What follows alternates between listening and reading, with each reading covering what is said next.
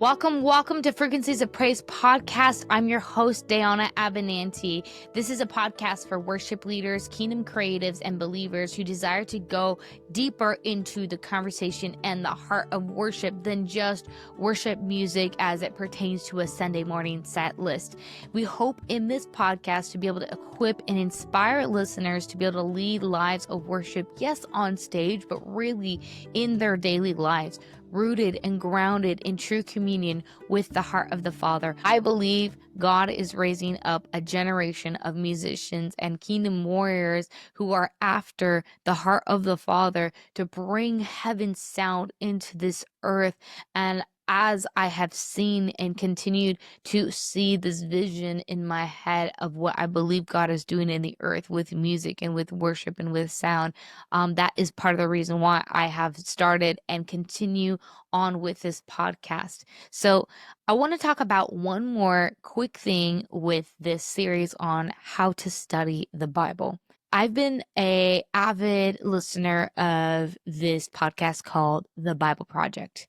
I am super, super grateful for the amount of study and information, very unbiased towards a particular, I'll say, denominational flavor or perspective, but really trying to just give accuracy to a lot of the historicity of the Bible, just really digging into again, just understanding the historical context, word studies, all sorts of things like that, that have given me a much more deeper understanding and foundation.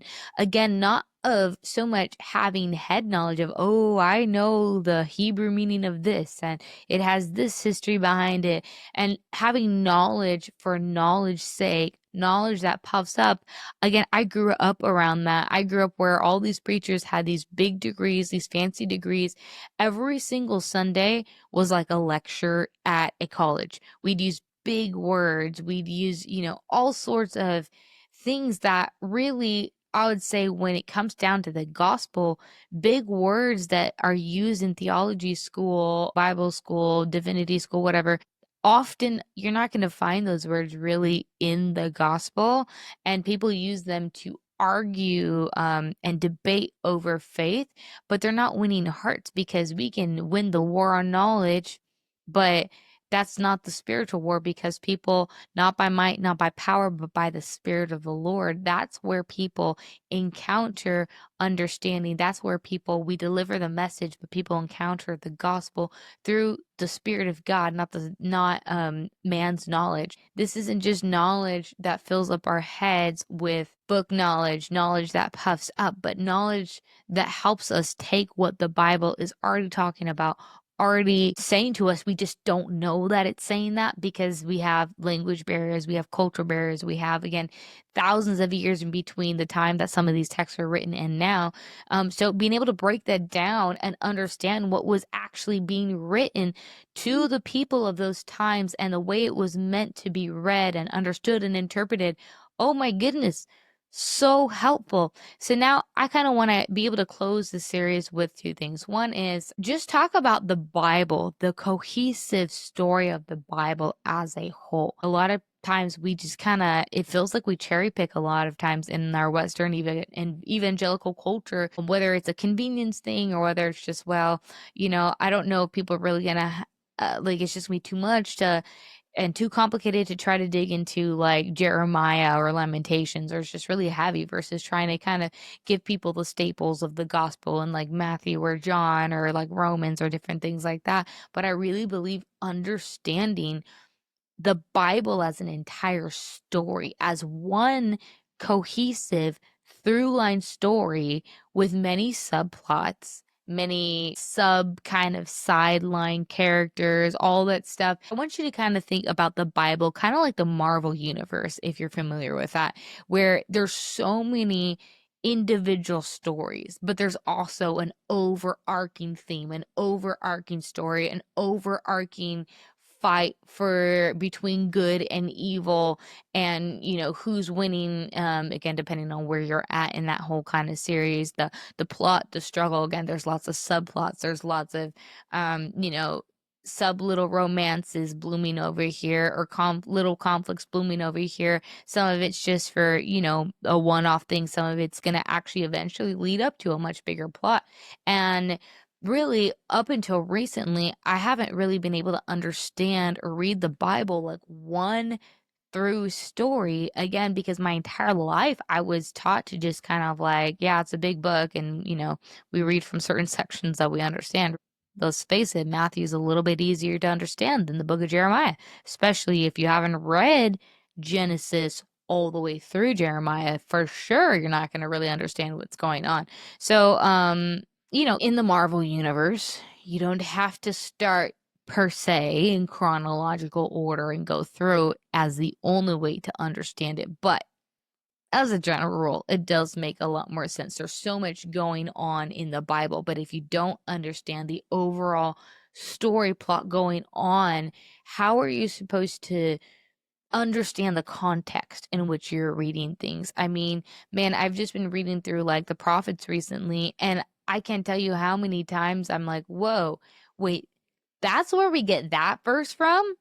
Like the whole verse about those who wait on the Lord, they will run and not be faint. They will be lifted up on wings like eagles. Wait, that's where we get that verse from? And again, I'm not just reading that in the context of like the two or three verses surrounding it. I'm reading that in the context of the two or three chapters that are surrounding it.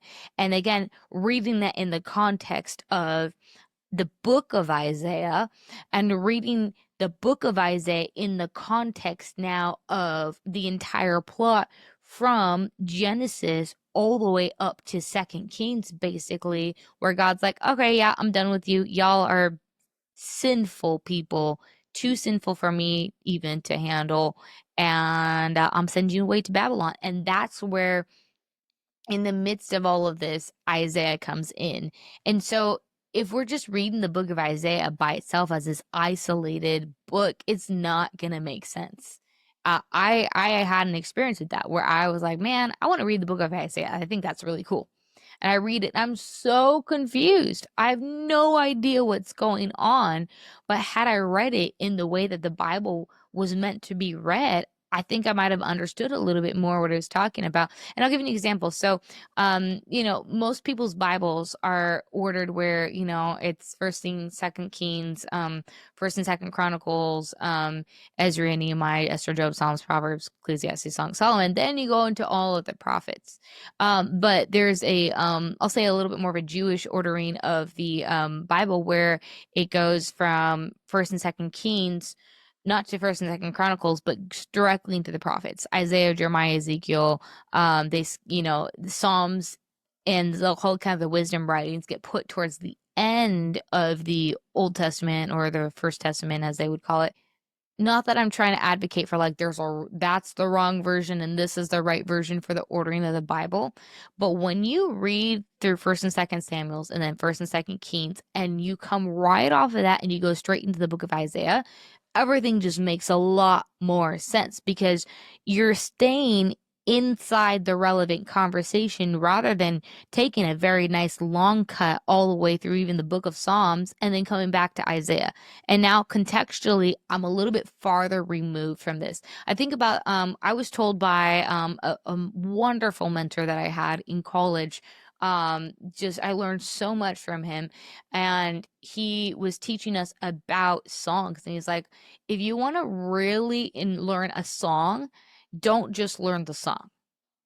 And you're like thinking, what? But what he's trying to say by that, I know that I'm studying jazz, so it's just it's an art form. It's not just, okay, I'm going to learn the song because I like it and I heard it on the radio and I'm going to perform it.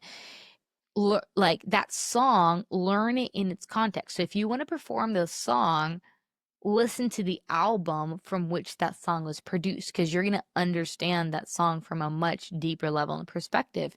And so I was in the middle of preparing for a recital, and I already kind of had picked out some different songs that I was going to do. And yeah, I had only kind of heard those particular songs, and I took him up on it. I decided for one of the songs to listen to the entire album. And I'm telling you, he was totally right. I was like, wow, like it's the same song, but I just have a much I just understand the song. And again, it's music, it's jazz. This particular album didn't have any words to it. It was an instrumental. Um, and so I can't quite put like words to it. I can't quite put my finger on it, but I'm like, I understand the song now a little bit more in that context. And then he would go on to say, and then don't just listen to that one album. Now go find that artist and go listen to their other albums. And you're like, okay, all right, cool. So if you want to understand a much more broad context of where, again, that song is sitting in, you gotta, again, listen to the album first. Then you got to listen to the sets of albums that that artist has produced. And then now, again, to even get a little bit more broad, and I don't want you to get overwhelmed with this, I'm just using this as an analogy. He would say, now go find out who else is on their album, who else are they playing with, who else is their contemporaries, and now go listen to their albums. And so it seems like this ginormous task, but really, if you want to give this song, if you want to give that genre its due, a just interpretation of that, especially if you're looking at it from a little bit more of a historical perspective, then maybe like, okay, I'm going to take this genre, I'm going to take everything I learned from it, and now I'm going to go put my own kind of new twist and spin on it. Like, I'm not really a jazz artist, but that's what I studied in school. So it definitely influences my music, but I wouldn't consider myself by any stretch a jazz artist. So I'm not really advancing the genre, creating my own new spins on interpretation of it. But if I were to do that, and I would definitely, especially with such a rich tradition as that, would want to honor the music by not just saying, yeah, like I'm just, doing this new spin off of this jazz, but I don't even know the history of the jazz. I don't know where it came from.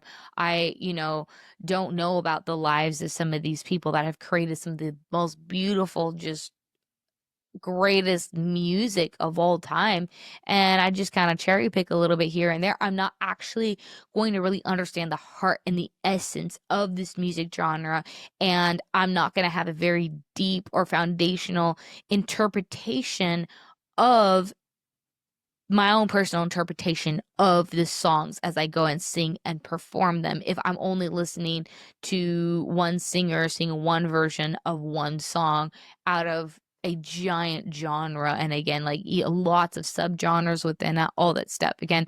So that might seem like an overwhelming task. Again, if you're like, I didn't go to school for music and for that one genre, I didn't go to school for learning Hebrew or learning Greek or whatever for, reading the Bible and stuff like that. It seems like a big task, but it's just more like you need to understand things in the proper context. So again, taking one verse from Isaiah, it's not less true because we just have that one verse, but it becomes so much more rich, so much more nuanced when we can understand not just again the chapter that we're reading that verse in, but we understand that chapter in the book of Isaiah, and we understand the book of Isaiah in the context of the history of Israel and in the context of the story of the Bible. So let me break down this story for you. And again, this is by no means a comprehensive interpretation. But again, if I were to give you like a crash course on the history of jazz as an outsider, right? And you kind of want to know, well, what's up with, when it started, and then the 20s, and then the 30s, and the 40s, and the, kind of all the way up until modern day. There's so much history to cover. It's going to be quite impossible unless you want to dedicate your whole life to studying that genre. I'm serious. And you could still not get to the bottom of it. But if you want to do a crash course, just so you can say, oh, okay, this song and this style came from this era, and these are the main artists that really perpetuated that sound and that style, and they were from this area. Okay, cool. Awesome. And it just gives you that context to have much more rich and deeper understanding of what you're listening to, and or again, as I am a musician, being able to interpret that music now and share it with other people. So let me just give you a broad overview of the Bible. The Bible is one cohesive story, I believe, with many different sub genres and plots. We start in the book of Genesis, where I believe that God so loved the world that he created us. We got Genesis 1:1. God creates the heaven and the earth. Then he creates Adam and Eve. Then they sin, and God decides to make a covenant with them so that through the woman's seed, things can be restored back to where they were in the garden, back to before things became destructive, all that good stuff. So there's a promise about a seed, generation, nations, all that good stuff, right? Then we got Noah. God preserves them. He keeps his promise by preserving that seed. Then we go all the way to Abraham, and God says, now through your seed, all nations will be blessed. So again, God's continuing to make covenants and upkeep that promise. Then we fast forward to Jacob. Then God again makes a covenant with Jacob and reiterates that promise to Abraham. Then Israel eventually goes to Egypt because of a famine in the land. Then they're enslaved for 400 years. And then God, with a mighty hand and an outstretched arm, brings them out, pulling all the stops out of Egypt to show Egypt at that point, the greatest superpower in the world, that he is God and their gods are not, and that they can be humbled and they're not all that. Anyways, he brings them out into the desert and he makes a covenant with them, which they very soon and quickly break, which grieves God and makes him very angry. There's a lot of rebellion, a lot of back and forth, and then he renews the covenant with them. Kind of amazing that all happens quite quickly. Then he calls them to go take the land which he has given them, which they refuse and rebel because they're afraid of the inhabitants of the land. So then God sentences that generation to wander around in the desert for 40 years before trying it again with the next generation. This time it goes over well, and they go inhabit the land.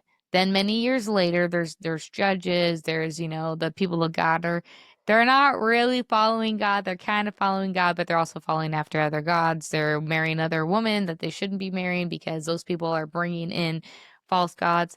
Then you have the time of the kings. Eventually, the kings are set up. King David takes place, and then that establishes the line of David. Then we go into Solomon, who builds a temple of God for God, but his heart is divided and turned away because he marries a lot of foreign women and they turn his heart away from God. So God says, I'm going to rip the kingdom from you, at least your son. But for the sake of David, I'm still going to preserve this line, but not the entire kingdom. Now, not united under the 12 tribes. So now we got we got the northern kingdom, which is Israel, the southern kingdom, which is Judah and Benjamin, basically. And then from there, many kind of kings and generations later, they continue to not follow after God. They continue to follow after all the other gods, even though they made a covenant, a sacred covenant to follow only after this God. It wasn't so much the fact that they were following after other gods like the other nations, but that God had literally called them out, set them apart, made them different, called them to be a holy nation, different than everybody else. And then they said yes to that, and they made a covenant with God to follow that way instead of just doing what everyone else is doing. And after they made the covenant, then they're like, now we're going to just do what everyone else is doing. So that is, I think, the larger issue at hand. And those are God's people, his covenant people. He said, my people I call by my name. That meant a lot to God. That's very personal and intimate. So they kept following after other gods. They would sacrifice their children in the fire of Moloch. They would basically just absolutely like serving the gods basically of money, power, and sex. And then at some point they become so evil, so destructive. They're not following any of God's ways. It's not just the idolatry, it's the fact that they are becoming basically the oppressors. They are becoming the enslavers like Egypt was to them, but now to their own people.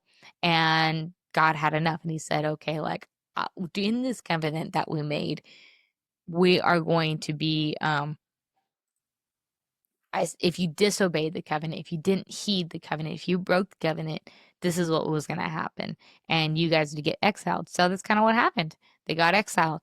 But then God, in his loving kindness, his great mercy, he's like, yes, but I'm not done with you guys yet.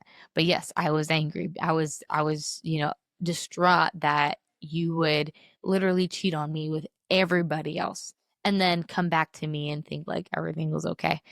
So they got exiled to Babylon, and then eventually, through many other different generations, a remnant of people made their way back to Jerusalem. They rebuilt the temple.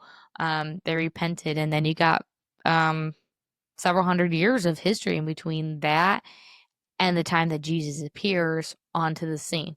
And then I'm sure most of us can know kind of what happens between there. Now, I say all this again to say, like, for some people, they're like, duh, I know that.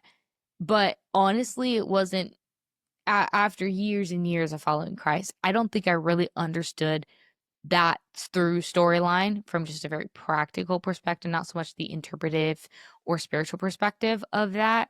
I didn't understand a lot of that just through history lines. So maybe there's a couple of people here that don't understand just the through storyline of the Bible, kind of beginning, the middle, particularly to the end.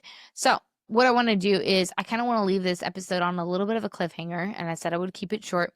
I'm going to put some resources in the show notes for the Bible Project. They have some really great short videos that just really break down the overall arcing story of the Bible, so you can kind of now, when you're reading Isaiah, you're reading Second Kings, or you're reading even the Psalms, you can see where that fits into the larger overarching story of the Bible.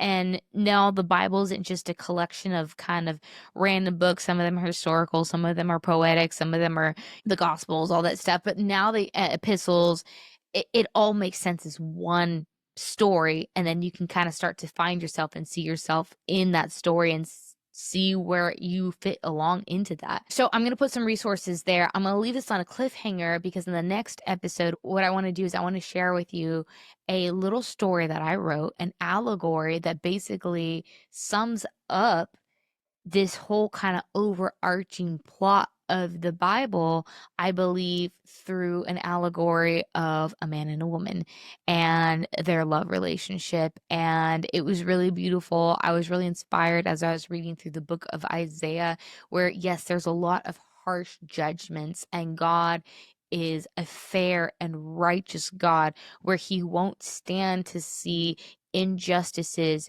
just being done forever and people just getting away with it. There will be a day of judgment and a day of wrath.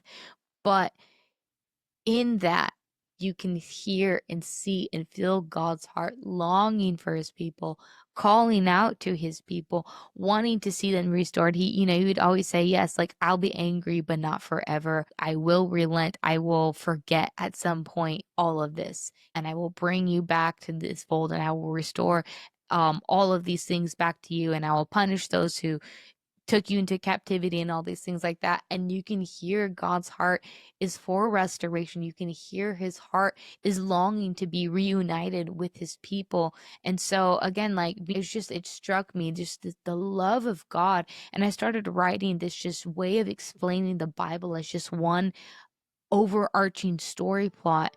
And I could just, I just started weeping and crying when I was thinking about just how much God loves us. And yes, that doesn't erase the injustices that have been done, or, that God does punish the wicked, but his love is still the first and the foremost and the primary thing that just pushes through, that shines through every single thing. So I'm going to leave us on a little bit of a cliffhanger, because in the next episode, I'm just going to read this allegory. It's Diana's kind of interpretation of the Bible as told through the story of a man and a woman.